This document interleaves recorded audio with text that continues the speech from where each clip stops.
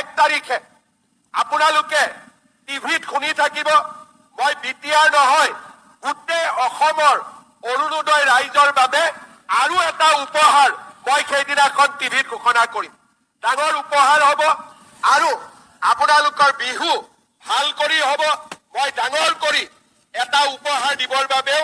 চেষ্টা কৰি আছো সকলোলৈ নমস্কাৰ জনাইছোঁ যে অহা জানুৱাৰীৰ পৰা অৰুণোদয় হিতাধিকাৰীসকলক 3100 টকাকৈ দিয়া হ'ব বুলি ঘোষণা কৰিছে তাৰে লগতে সিহঁতক আৰু উপহাৰো দিয়া হ'ব বুলি ঘোষণা কৰিছে অহা জানুৱাৰীৰ পৰা বিপিএলৰ চাউল পোৱা হিতাধিকাৰীসকলক 1 জানুৱাৰীৰ পৰা তেওঁলোকক চেনি দালি আৰু নিমখৰ কাৰণে 100 টকাই লোৱা হ'ব বুলি মুখ্যমন্ত্ৰীয়ে ঘোষণা কৰিছে এতিয়া 170 টকা ল'লেও জানুৱাৰীৰ পৰা বিপিএল হিতাধিকাৰীসকলক চেনি দালি আৰু নিমখৰ কাৰণে 100 টকাই ল'ব বুলি মুখ্যমন্ত্ৰীয়ে ঘোষণা কৰিছে 5 টকাৰ আমি অৰুণোদয় পালো প্ৰধানমন্ত্ৰী নৰেন্দ্ৰ মোদী ডাঙৰীয়াই আমাক 5 কেজিকৈ বিনামূলীয়া চাউল দিয়ে যদি এখন ঘৰত 20 কেজিকৈও আমি চাউল পাওঁ আমাৰ 1000 টকা 800 টকা তাৰ পৰাও আমাৰ সঞ্চয় হ'ল 1250 টকা অৰুণোদয়ৰ পৰা পালো 800 টকা বিনামূলীয়া চাউলৰ পৰা পালো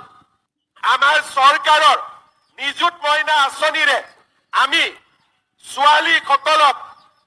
পঢ়াৰ ব্যৱস্থা কৰি দি আছিলো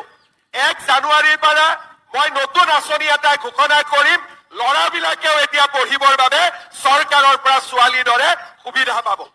তাৰ মানে মাকৰ কষ্ট কিমান কমি গ'ল দেউতাকৰ কষ্ট কিমান কমি গ'ল অৰুণোদয় আহিলে নিযুত মইনা আহিলে বাবু আঁচনি আহিলে চাউল আহিলে দালি আহিলে নিমখ আহিলে চেনি আহিলে লগত 10,000 টকাটো আপোনালোকে পাই যাব একদম নিশ্চিন্ত থাকক 1 জানুৱাৰীত মই যিটো গুলি দিম আপুনি ইলেকশ্যন উঠিব নালাগে চিন্তা কৰিব কিজানি বেছি হৈ যায় না 3,000 কে দিয়ক সকলোকে আপোনাৰ এছুৰেঞ্চ আছিলে 3,000 কে দিম বুলি কিজানি 3,100 হৈ যায়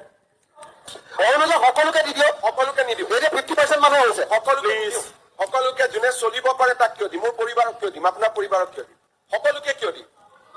সেইকাৰণে চাকৰি থকা মানুহ নালাগে বাকী চবকে প্ৰত্যেকটো কথাই অৰুণোদয়ৰ পৰা 1 লাখ চাকৰি লৈ অসমৰ ইতিহাসত এইখন চৰকাৰে থাকি যাব যোনে 100% কমিটমেণ্ট পুৰা কৰিব আপুনিতো অৰুণোদয় 3,000 টকাকে দিম বুলি কৈছিল সেইটো ওলাই যায় প্ৰতিগৰাকী মহিলাক দিম বুলি কৈছে একদম তিনি কেৱল প্ৰতিগৰাকী মহিলাক 3,000 কে বুলি কৈছে মই এতিয়া বেছি চিন্তা কৰি আছো আপুনি 3,000 দিম বুলি কৈছে আপুনি 1 জানুৱাৰী মোৰ প্ৰেছ কনফাৰেন্স শুনিব আকৌ নিজে আৰে দিয়া নাই আপুনি মই অখিল গগৈ ডাঙৰীয়া আপুনি দিবনে নাই এইটোৱে লাগে প্লিজ একদম নিশ্চিন্ত থাকক 1 জানুৱাৰীত মই যিটো গুলি দিম আপুনি ইলেকশ্যন উঠিব নালাগে চিন্তা কৰিব কিজানি বেছি হৈ যায় না 3,000 কে দিয়ক সকলোকে আপোনাৰ এছুৰেঞ্চ আছিলে 3,000 কে দিম বুলি কিজানি 3,100 হৈ যায় থাকক সেইকাৰণে সকলো মহিলাকে দিব প্লিজ অৰুণোদয় সকলোকে দি দিয়ক সকলোকে নিদিব এই যে 50% মানুহ হৈছে সকলোকে যোনে চলিব পাৰে তাক কিয় দিম মোৰ পৰিবাৰক কিয় দিম আপোনাৰ পৰিবাৰক কিয় দিম সকলোকে কিয় দিম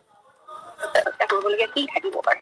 আমাৰ ঘৰখন সন্মান হ'ল গোটেই অসমৰ ৰাইজে এই বস্তুটো সেয়াই বিচাৰি আছে কেনেকে জুবিন গাৰ্গৰ দৰে এটা সত্তা এনেকে নোহোৱা হৈ যাব পাৰে গতিকে তেওঁৰ নিচিনা এজন মানুহক হত্যা কৰিবলগীয়া কি থাকিব পাৰে